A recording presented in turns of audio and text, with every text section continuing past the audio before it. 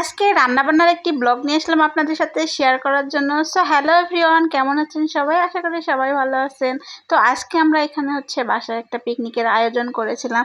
আসলে আমরা মাঝে মধ্যে এরকম বাসায় পিকনিক পার্টি আয়োজন করা হয়। তো সেগুলো আমি আবার ভিডিও করি। আসলে তারা ভিডিও বানায় না, আমি ভিডিও করি। পরে আমাকে বলে, ভাবি আপনি ভিডিও করেন, আপনি পোস্ট করবেন আপনার পেজে। তো আমি এগুলো ভিডিও করি, ভালোই লাগে। আবার একটা আনন্দও হয়। যাই হোক, তো আজকে আমরা এখানে 3টা ফ্যামিলি আর কি পিকনিকের আয়োজনটা করেছিলাম। তো আমরা এখানে মুরগি দিয়ে রোস্ট রান্না করব আর পোলাও রান্না করব। তো এখানে মুরগির মাংসটা প্রথমে আমি ভেজে নিয়েছি, আর রান্নাটাও কিন্তু আমি করতেছিলাম। তো আমাকে সবাই বলে দিচ্ছিল, আবার সবকিছু আমরা সবাই মিলে গুছিয়ে তারপরে রান্নাটা বসাইছি। তো আমাকে বলে বলে দিচ্ছিল, আমি রাঁধতেছিলাম।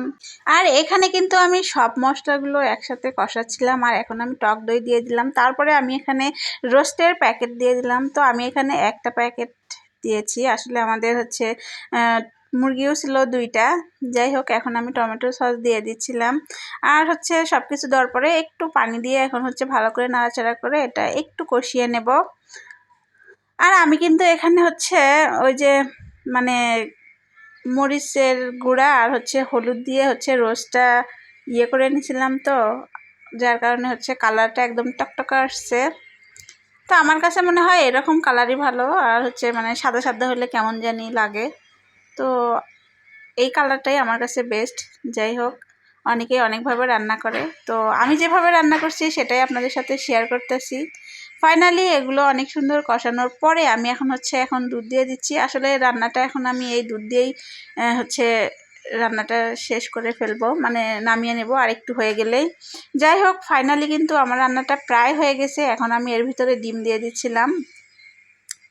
তো ডিমগুলো দিয়ে এখন একটু হালকা করে নাড়াচাড়া করে আবারও ঢাকনা দিয়ে ঢেকে রান্না করে নেব।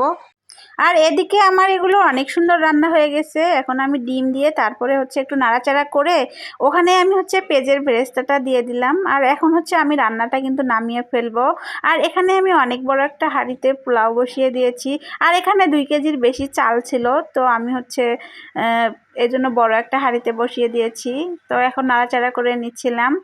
তো আমরা কিন্তু রান্নাবান্না সবাই মিলে করতেছিলাম, আমি এবং আমার ভাবিরা সবাই মিলে। আসলে একা একা তো এত আয়োজন করা সম্ভব না, এত রান্নাবান্না। যাই হোক, তো ফাইনালি এগুলো রান্নাও কিন্তু সব হয়ে গেছে।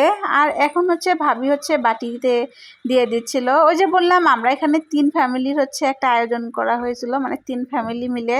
তো এখানে ভাবি বাটি বাটি সবগুলো মানে সবাইকে দিয়ে দিচ্ছিল।